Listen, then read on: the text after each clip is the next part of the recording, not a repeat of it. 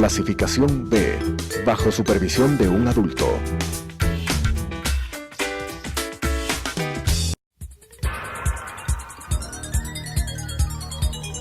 Las opiniones vertidas en este espacio por la producción y dirección del programa son de exclusiva responsabilidad de sus autores y de quienes intervienen en ellos.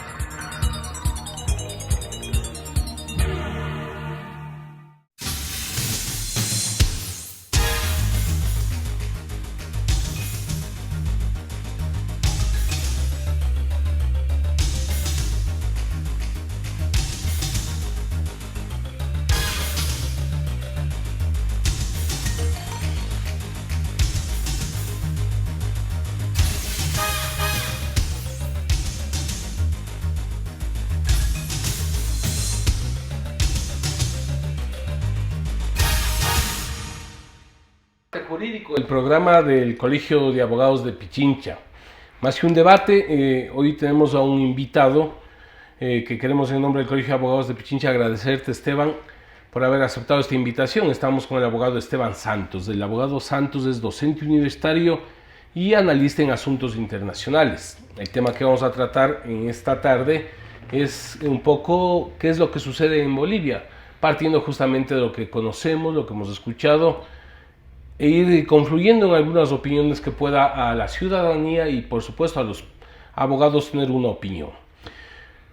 Partamos desde el inicio de la crisis en este hermano país. El domingo 20 de octubre hubo elecciones en Bolivia. La jornada inicialmente transcurrió en paz.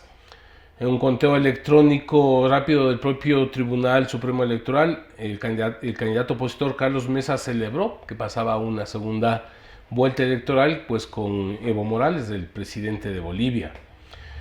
Cosa rara, pues luego de unas horas, es decir, se plantea de que no, que Evo Morales, parece que unas 20 horas después se reanuda este conteo y se establece de que no hay segunda vuelta, que ganó Evo Morales. Para esto la OEA pues se inquieta sobre esta situación. ¿Qué pasó? ¿Hubo un fraude? ¿O se está repitiendo lo que vivimos en el Ecuador también en un momento? Ángel, ¿cómo estás? Un placer y un gusto ser parte de este espacio. Yo creo que es muy importante y principalmente a la luz de la principal audiencia que tenemos, gente de alto nivel con conocimiento jurídico, creo que es importante tomar nota justamente de estos pasos que se puedan dar en un orden constitucional para poder emitir una opinión. Finalmente uno puede estar a favor o en contra de un proceso. Creo que si es que lo podemos enmarcar dentro de un marco normativo, podemos pues dar un poco más de luz al hecho. Yo creo que esta crisis boliviana, más que el 20 de octubre que tiene finalmente el desenlace, es la gota que derrama el vaso. Esto empezó el 21 de febrero del 2016, cuando el señor Evo Morales, solo recordemos muy brevemente, primero él gana las elecciones y de acuerdo al mismo libreto que hicieron otros países del propio Ecuador, llama primero a una Asamblea Nacional Constituyente. Gana la Asamblea Nacional Constituyente, refundan a la patria, se crea una nueva Carta Magna y pues el presidente Morales, exactamente haciendo, insisto, lo mismo que hizo en su momento Chávez o lo mismo que hizo Correa, pues vuelven a empezar el periodo. Entonces ya tenemos un periodo en mandato, reinicia otra vez, gana una reelección y en este momento el presidente Morales dice... El momento que lamentablemente pasa en muchos de los mandatarios cuando hay esta sed de poder y finalmente quieren auscultarse y quedarse en el poder perpetuamente, a perpetuidad. Entonces se lanza esta idea de la reelección indefinida y para esto se lanza la pregunta a los bolivianos. ¿Está usted de acuerdo en refundar la Constitución que fue dada por el propio Evo Morales, sí o no? Y el señor Evo Morales pierde el referéndum del 2016. Correcto. Y en el referéndum, correcto. Y en el referéndum, entonces los bolivianos categóricamente fue la primera elección efectivamente que Morales pierde, pero los bolivianos le dicen no. Entonces no podía presentarse a un nuevo proceso electoral. Y como muy bien señalas en episodios que parecerían que se vuelven a replicar en el Ecuador, se da un primer hecho, cuando un gobernante opta y controla todos los poderes del Estado, cuando no existen estos pesos y contrapesos, ¿qué es lo que termina dándose? En mi criterio, una sentencia que pasa a la historia por lo ilegal del contenido. Porque llega a la Corte Constitucional y señala finalmente lo que creo, esperemos de este punto ya todos sabemos, que esto es un atentado en contra de los derechos humanos del señor Evo Morales. El Tribunal Constitucional parece que se llama en Bolivia. Sí, correcto. Y este Tribunal Constitucional lo que dice es, bueno, señores, si bien la mitad más uno de la democracia habló, pues los derechos humanos de este señor importan más y por lo tanto él puede presentarse a las elecciones. Porque entonces una de esas características que se repitió en el Ecuador es precisamente tener cooptado todos los poderes. Entonces un tribunal constitucional al servicio de Evo Morales. Sin duda. Y entonces, una persona, un líder que viene de las clases más bajas, que justamente llega al poder y toda la historia que teníamos detrás del señor Morales, llega, ostenta el poder y no lo quiere dejar. Y el momento que no lo quiere dejar preguntando a la población le dice no, se lo pasa por encima el mandato constitucional y finalmente se apunta a las elecciones. Con este precedente llegamos al 20 de octubre que muy bien señalas. Pero acompañado ya de un descontento popular, pues, porque queda en la mente de los bolivianos, en que lo que nos pronunciamos resulta que entonces vamos a las urnas y no sirvió de nada. Correcto. Y por eso digo que esto empieza el 21 de febrero del 2016 y tiene la gota que derrama el vaso el 20 de octubre. ¿Qué termina pasando el 20 de octubre? También muy bien se señalaba. Bueno, tenemos dos candidatos. Se da una primera vuelta y no es un hecho en principio contendido el hecho de que Morales lideraba justamente el conteo. Pero la ley boliviana expresamente dice que para que no exista una segunda vuelta tienen que haber 10 puntos de diferencia entre el primero y el segundo. Hecho que no se daba porque hasta el 85% del conteo, expresamente ya un 85%, lo que decían los asesores internacionales, los enviados de la Organización de Estados Americanos, es que la tendencia era irreversible. Lo que quiere decir que con esto los bolivianos ya tenían pues asegurado una segunda vuelta. ¿Cuál era el miedo en este caso del partido MAS, del partido del gobernante Morales? Que se vuelva a replicar lo del 2016, porque si bien Morales había ganado la primera vuelta, los candidatos tercero y cuarto finalmente se podían endosar estos votos y sería muy difícil que en una segunda, estamos elucubrando lo que pueda pasar en una segunda vuelta. Bueno, y aquí una vez más lo que lamentablemente países como el Ecuador ya lo hemos vivido, el famoso apagón. Se da un apagón al 85%. ¿Y qué pasa? Se deja de dar la transmisión de los datos. Pasamos la noche y a la siguiente mañana, horas después, con la sorpresa y la novedad de que cambió de forma esta tendencia irreversible, pues cambió y ahora estábamos hablando del candidato Morales que ganaba en primera vuelta. No se habían proclamado los resultados de forma oficial por parte del Tribunal Supremo Electoral, pero el señor Morales ya se había autoproclamado presidente. Claro, una rueda de prensa inclusive dice que está ganado esto. Y eso es finalmente lo que destapa la chispa de todo este descontento social que empieza a darse en las calles de Bolivia. Hay dos hechos que sí los tengo que señalar como veamos, en lo personal yo creo que es un poco un sabor agridulce que me deja, porque se da una presión social interna muy importante. El señor Morales desconoce finalmente todo este descontento, ya se proclama presidente y dice que básicamente no hay mucho que hablar. Esteban, para llegar a la segunda vuelta, con las condiciones que tú has planteado, pero no podemos negar también de que Evo Morales cuenta con el apoyo de un segmento de la población importante, que inclusive lo vemos en la confrontación. Es decir, algo hizo Evo Morales en sus años de gobierno autoritario, como lo queramos llamar. Saquemos al elefante blanco de la mesa, que digo siempre. Para poder dar un análisis objetivo hay que conocer expresamente lo que fue esta historia. Yo creo que Evo Morales, el legado de Evo Morales finalmente se ve manchado porque fue la excepción que confirma la regla en este mar de decepciones que fueron los países que conformaron el socialismo del siglo XXI, hablando en términos económicos. Bolivia fue el único país que sigue creciendo al 5%. Veamos en qué termina este año, lamentablemente por esta convulsión social. Pero expresamente Bolivia redujo la tasa de pobreza extrema del 35% al 15%. Eso es una realidad. Aunque también es un gobierno que tiene unas características de estos gobiernos de socialismo del siglo XXI y de América, autoritarios y corrupción. De lleno, de contado. Y esta segunda parte que tú me dices es muy importante, sobre todo la parte de la corrupción, porque ¿qué es lo que terminamos viendo? La presión social llega a un momento de ebullición. Y entonces la OEA señala los cuestionamientos, y no solo la OEA, los Estados Unidos, la emisión de la Comunidad Económica de la Unión Europea, que expresamente también señala sus reparos, y dicen es simplemente poco creíble fue el comunicado oficial que dieron los voceros internacionales en torno a este nuevo cambio. Y por lo tanto se veía venir otra vez esta marea de deserciones y sobre todo de la comunidad internacional que no iba a reconocer como válidas estas elecciones. Eso te iba a preguntar, Esteban, ¿cuál es el papel de la OEA en este desenlace? No solo de la OEA, insisto, de la comunidad internacional. Porque pero es un informe de la OEA. Por supuesto, ahí llega el momento cumbre, porque es la Unión Europea, los propios Estados Unidos, la presión de América Latina, que forza al gobierno de Evo Morales a tener que aceptar un peritaje. Pero aquí venía la primera pregunta, porque esta suerte de peritaje, que era un informe, básicamente una auditoría técnica, pero que sea vinculante, fue el condicionante. Porque de lo contrario,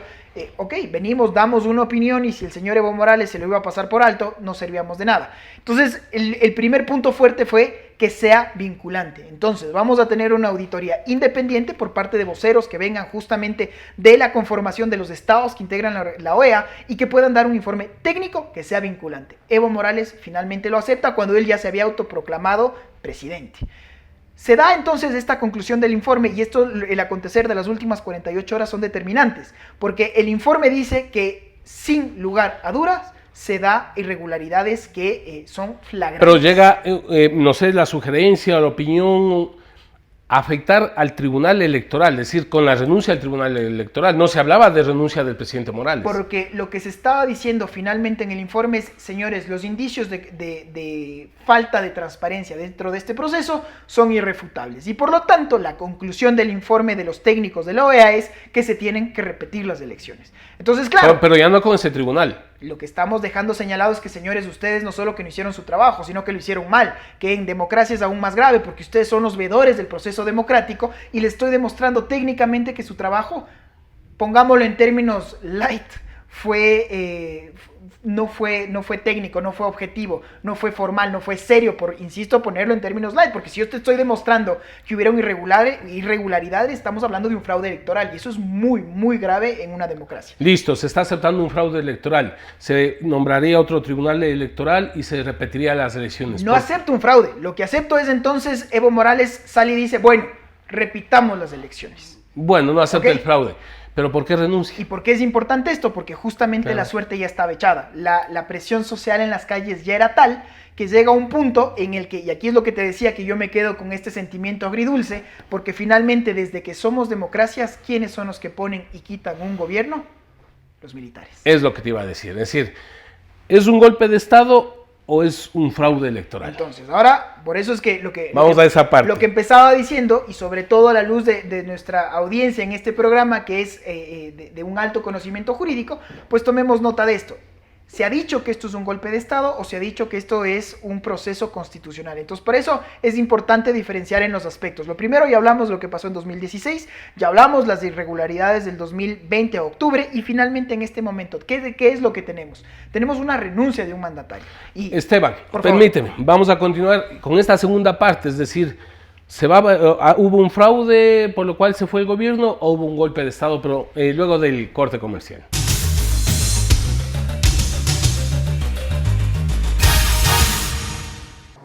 Adriana, cancélame todas las reuniones. No voy a ir a la oficina. Estoy con una jaqueca que no aguanto. ¡El jefe no viene!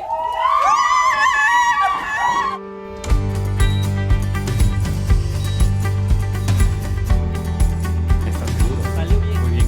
Bueno. Cuanto antes vayas a Ecuasanitas, más rápido te curas. La empresa de medicina prepagada que cuida de ti. Ecuasanitas. Es bueno estar sano.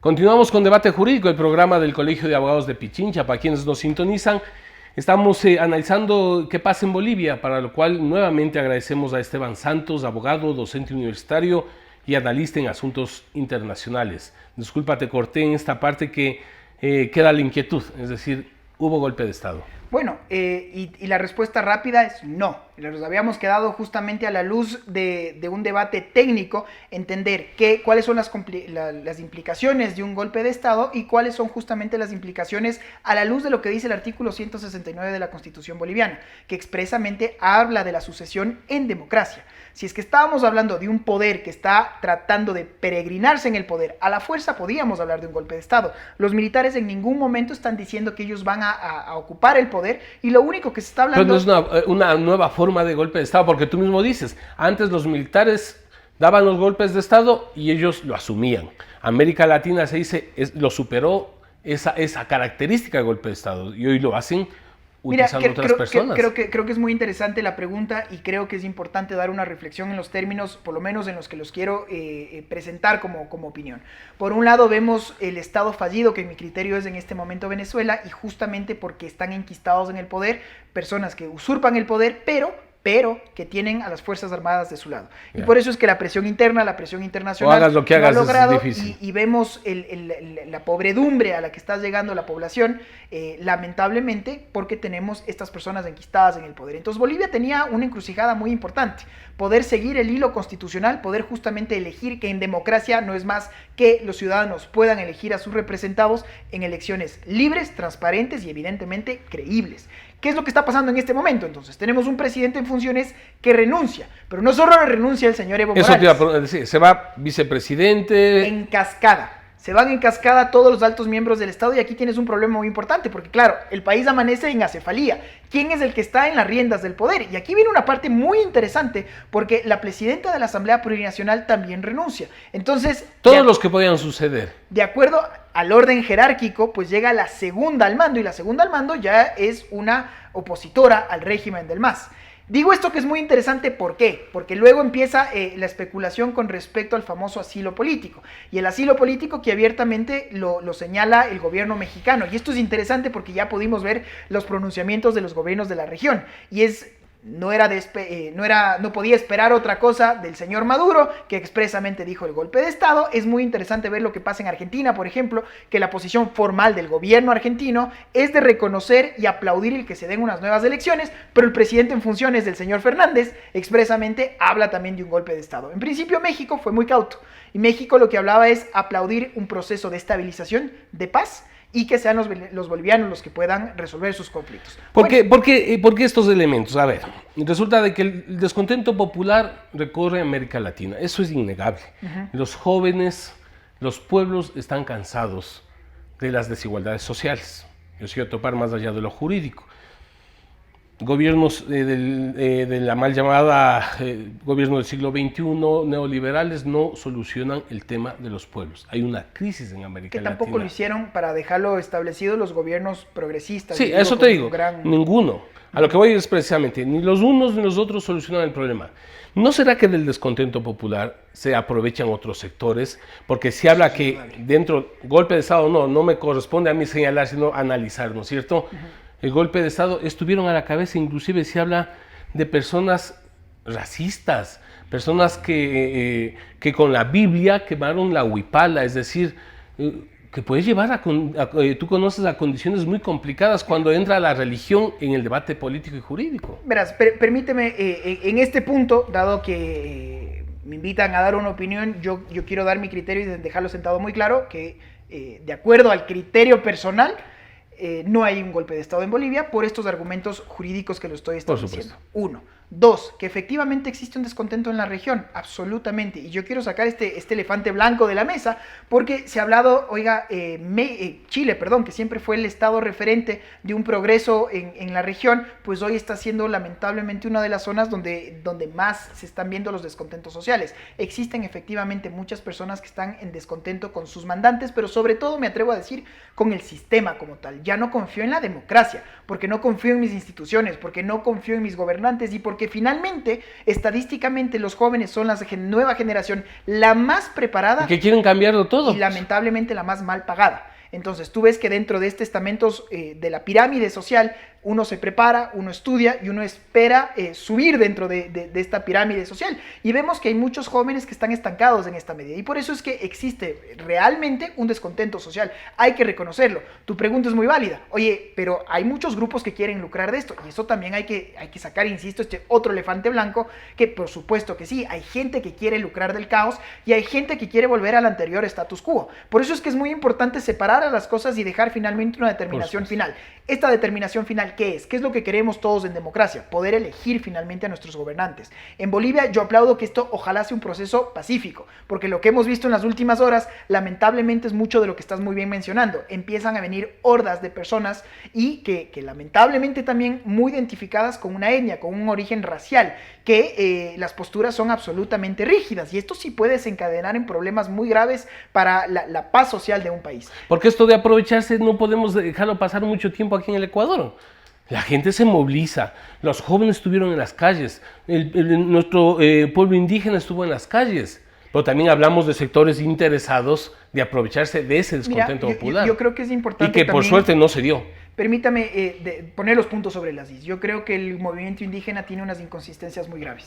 Y lo digo muy graves porque si tenemos los principales líderes que dijeron todos los epítetos, que no lo puedo repetir en este programa en contra del presidente, retírenle en el apoyo expresamente, se dijeron a las Fuerzas Armadas con muchas palabras no televisadas, y en este momento emiten un comunicado absolutamente repudiando el hecho de que los militares en cambio le hayan quitado el apoyo al señor Evo Morales. Insisto, es una contradicción terrible, pero lo importante es señalar que en una democracia no ganan los más bravos, no ganan los que más pueden quemar e incendiar instituciones.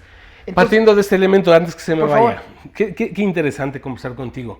Asimismo, yo escucho a algunos ecuatorianos profesionales del derecho que se rasgaban las vestiduras diciendo que no era correcto la movilización, la lucha, que se destruyó Quito, etc. No estoy justificando, yo pongo las cosas igual para el debate.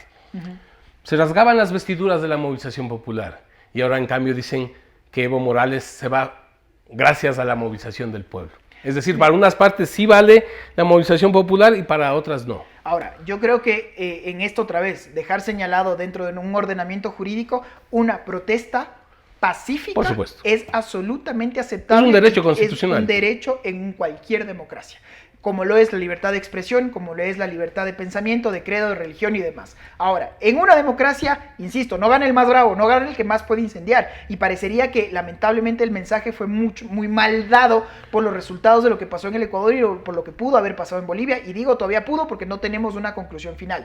¿Qué es lo que queremos? Que por un lado, que sean los organismos internacionales, que puedan ser los estados miembros de Latinoamérica, los que puedan ayudar a que sean veedores de los procesos democráticos, y no necesariamente estar siempre a la diatribia de lo que puedan hacer un alto mando militar, que eso es lo que te decía, que en mi criterio es ese sinsabor que me deja finalmente el que sean los militares los que puedan terminar siendo los únicos veedores de un proceso democrático en un país. En Bolivia, aplaudo el hecho de que finalmente puedan los bolivianos escoger a sus mandantes. Queda una pregunta muy importante, porque se está hablando de que por lo menos una nueva elección serían de aquí a 90 días. Bueno, de aquí a 90 días pueden pasar muchas cosas, y de ahí simplemente lo dejo sentado para muchos de los abogados que nos escuchen, porque a mí me parecía muy interesante. El señor Evo Morales ya está en México. Lo dejamos señalado ahí. Él como persona, pero él dice que no se va a retirar su movimiento de la palestra política. Pero toma nota de algo que jurídicamente a mí me parecía interesante, porque cuando un país, lo que le está pasando a la señora de Rivadeneira, que se encuentra asilada en la Embajada de México, para que ella pueda ir a México, pues el Estado mexicano tiene que pedir un salvoconducto, que fue lo que expresamente también se hablaba en su momento del señor Assange. Pero para que esto se dé, es el Estado el que tiene que otorgarlo. En este momento, el Estado, ¿a través de quién? Si no tenemos un presidente, no tenemos un presidente, no tenemos un presidente del Congreso, no tenemos un procurador y no tenemos un canciller. ¿Quién es el que puede hablar en nombre y en representación de Bolivia para que justamente el señor Evo Morales pueda salir del país? Jurídicamente me pareció una pregunta interesante, pero a lo Latinoamérica no fue tanto ese debate jurídico, sino que pudo más lo político. Se fletó un vuelo charter por parte del gobierno mexicano, se pidió la autorización, y eso también fue interesante. El espacio aéreo peruano, que fue otorgado, tuvo que desviarse el vuelo, aterrizar en Paraguay, se dice por problemas técnicos, y finalmente aterriza en México. ¿Cómo lo hizo? Bueno, solo pudo salir sin más.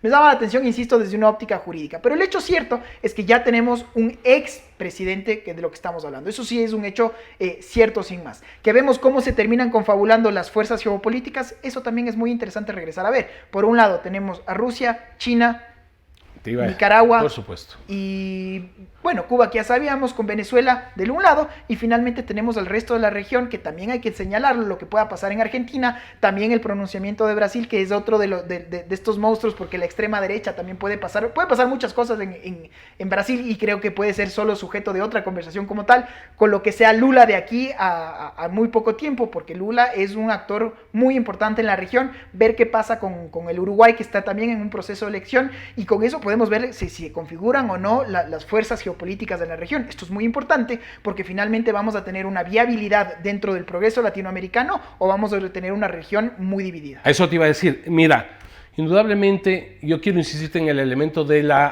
descontento popular y el aprovechamiento de otras fuerzas. Porque el descontento popular viene no solamente del tema de las instituciones que tú señalabas, desprestigiadas, corruptas, pero también de políticas económicas que benefician a pocos y afectan a la mayoría. Seamos reales, es decir, sean gobiernos progresistas del siglo XXI o neoliberales, cumplen recetas económicas de intereses de grandes potencias que en la última parte tú planteabas. Intereses rusos, estadounidenses, Fondo Monetario, y entonces siempre será los pueblos los que salen más afectados de estas políticas. Entonces, ¿qué salida le damos a esto que pasa en América Latina? Mira, yo creo que aquí hay un elemento interesante y depende a quién le preguntas, porque si tú le preguntas a un ecuatoriano de calle si usted prefiere un gobierno de izquierda o de derecha, le puede decir, a mí no me puede importar mucho eso, a mí lo que me importa es tener ¿Quién me un da trabajo empleo y estable seguridad? Y poder comer 3 veces al día. Claro. Ahora, hay un hecho cierto también, ¿cómo vamos a salir adelante como país? Hay una receta muy clara por gobiernos de izquierda. ¿Y qué quiere decir esta idea de gobiernos de izquierda? Que la receta es a través del Estado, que el aparataje del Estado crezca y que sea el Estado el que pueda a través de subsidios Una directos. izquierda mal interpretada también, porque se han tomado el nombre. Te estoy hablando solo desde una óptica económica. Uno puede estar a favor o en contra. Yo personalmente soy un convencido de que el Estado es un mal administrador. Yo soy un convencido de que el Estado no está para tener intereses económicos privados, porque justamente esa no es la razón de ser del Estado. Ahora, creo que el Estado justamente... Y que no es un tema de socialismo o capitalismo, porque los principales países capitalistas han entregado los procesos productivos a la empresa privada y los estados han asumido temas de servicios. Mira, por eso a lo que quiero llegar es justamente a esto. ¿Cómo crecemos como ecuatorianos? Estamos a 2019 en las puertas del 2020. ¿Podemos competir solos ante el mundo o necesitamos justamente de alianzas para poder competir con los bloques comerciales? ¿Qué podemos hacer para ser más competitivos? Y en esto no hay ciencia. Usted puede ser de izquierda, de derecha o como se quiera definir. ¿Necesitamos o no necesitamos que vengan capitales de afuera? Eso es una realidad. ¿O podemos solo sin más con el precio fluctuante de los commodities?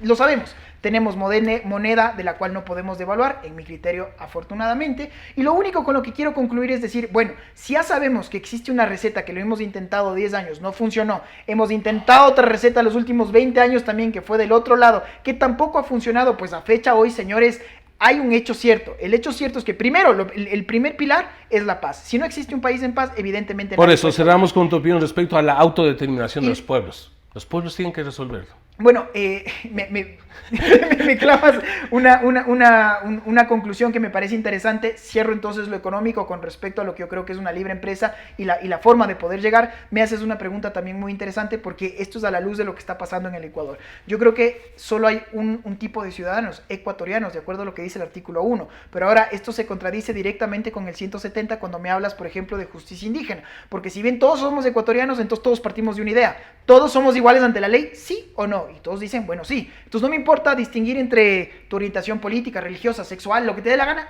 Sí, todos somos iguales ante la ley. La señora vendada a los ojos que no distingue en virtud de nada. Estamos todos de acuerdo. Y de repente decimos, no. Orwellianamente, si bien todos somos iguales, unos terminamos siendo más iguales que otros. Y lo digo abiertamente, porque si me dicen que los pueblos, nacionalidades y comunidades indígenas, mi pregunta muy seria, ¿cuál es el pueblo, cuál es nacionalidad? Podrán ejercer sus funciones jurisdiccionales, no habla de competencia, jurisdiccionales dentro de su territorio. ¿Cuál es el territorio? ¿Y cuáles son indígenas? Porque entiendo que en el Ecuador todos somos mestizos. Si tú quieres me vas a decir unos más que otros. Pero señores, somos todos ecuatorianos. ¿Todos somos iguales ante la ley? ¿Sí o no? Es una primera pregunta. Interesante, Esteban, podemos seguir. Porque yo también te diría que algunos cuestionan y dicen, ¿cómo vamos a aplicar un programa económico de los indígenas si representan el 7%? Yo también diría, se aplica... ¿Y entonces cuál vale? ¿El programa de gobierno del 1% que es la empresa? Más que lo que diga la empresa o del 7%, yo por eso lo que establezco es, por un lado, sí, lo que diga la mitad más uno, la dictadura de la mayoría, si tú quieres, en una democracia. Es la democracia. Y lo más importante, lo que todos queremos, oigan, todos estamos en el mismo barco, todos apuntamos a lo mismo.